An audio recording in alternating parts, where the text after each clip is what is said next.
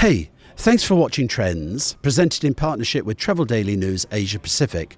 I'm with Maria Paz R. Alberto, president of Ark Travel Express in the Philippines. We're at PATA Travel Mart 2025, and you are watching Trends.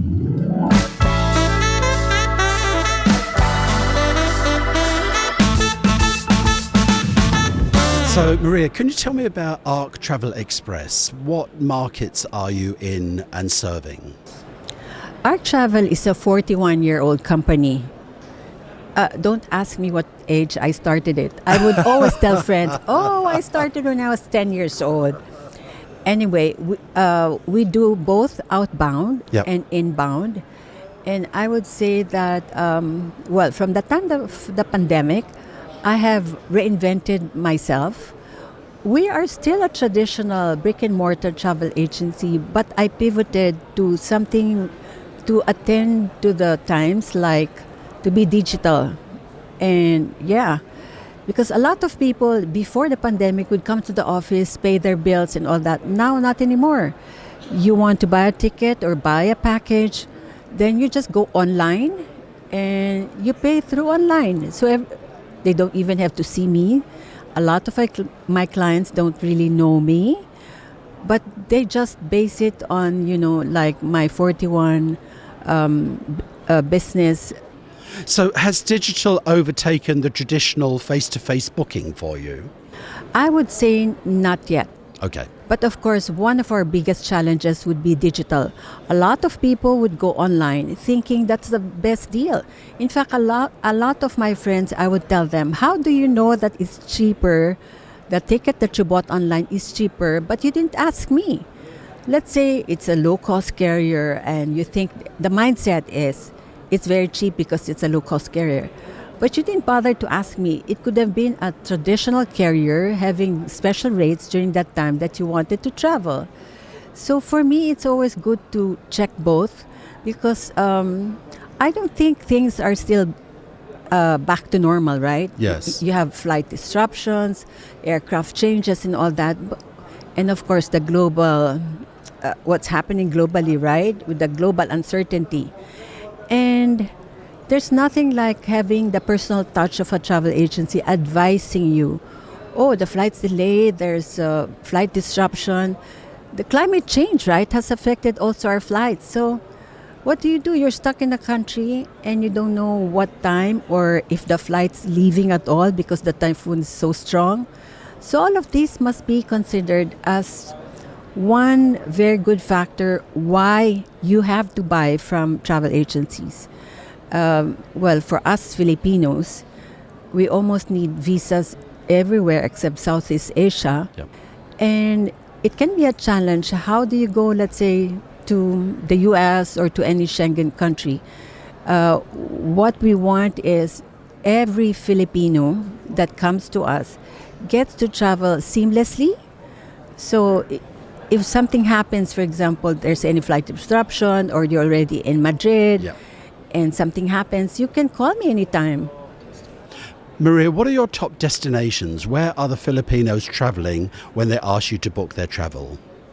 Well, for 2025, one thing that I noticed, Filipinos are now more into regional destinations.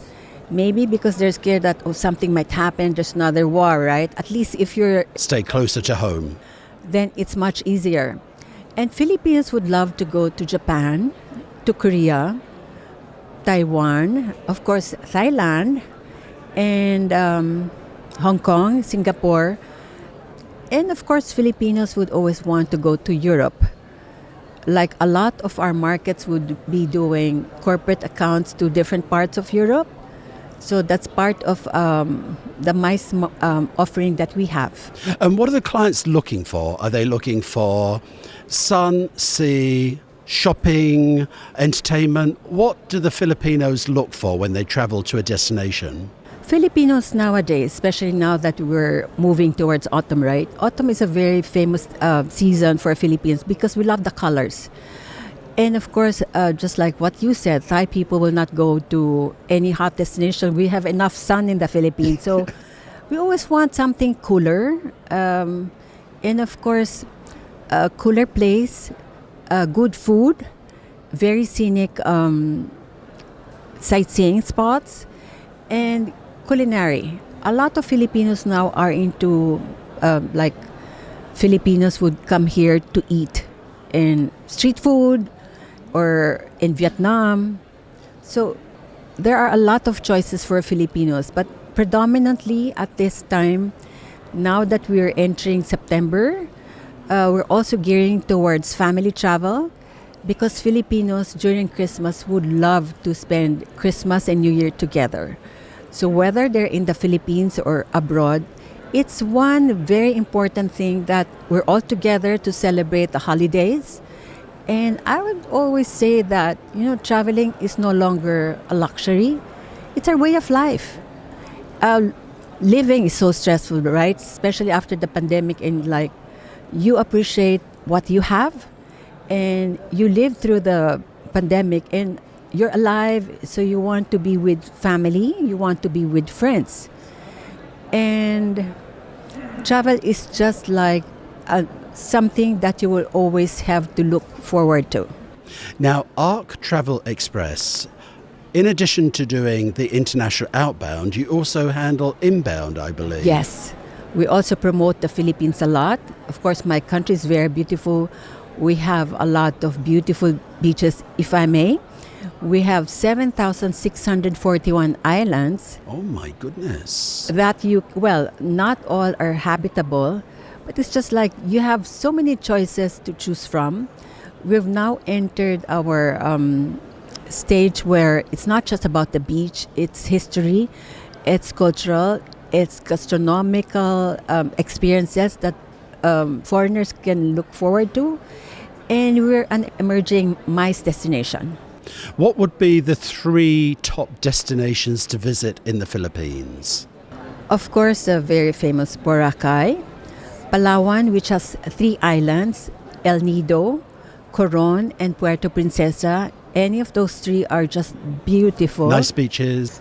Exactly. And of course, we have Bohol, where you have the chocolate hills. It's chocolate because in summer, it's all brown and it becomes green during the rainy season. So there's just so much to offer in the Philippines. How about the big S word, sustainability? Now, is that being recognized and brought into tourism within the Philippines? Oh yes, very much so. In fact, ever since the Department of Tourism, under the helm of our Secretary, Cristina Garcia Frasco, has been very gung-ho on sustainability, greening, community development, because what we are doing now is not just go to the usual destinations, which I just mentioned, but now it's going to visit the second-tier cities because we have a very rich culture, not just in the major cities, but also in the rural areas, where you see authentic experiences that you can see in the provinces, in the rural areas. Is there an infrastructure to get there and stay there in these second-tier destinations? Oh, yes, there are. In fact, it's not just like going to the city where you see all the roads and bridges and all that. But, of course, the department has also ventured into developing second-tier cities that it's not really like a rural area which is not developed. It's just that it's not so well known. Yeah. So now we're getting to realize, there's so much to see in the Philippines. It's not just the beaches and much more, and to enjoy the culture and the warm hospitality of Filipinos, which we are very famous for, right? Indeed, yeah. My final question is, what trends do you see for tourism next year, either inbound into the Philippines or Filipinos traveling overseas? Is there any trend?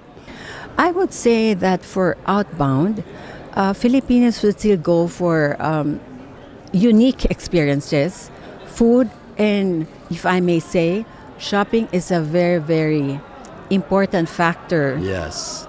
We're all, Asians love to shop, right? Indeed, yeah. So in fact, I would have tour groups that I personally would escort.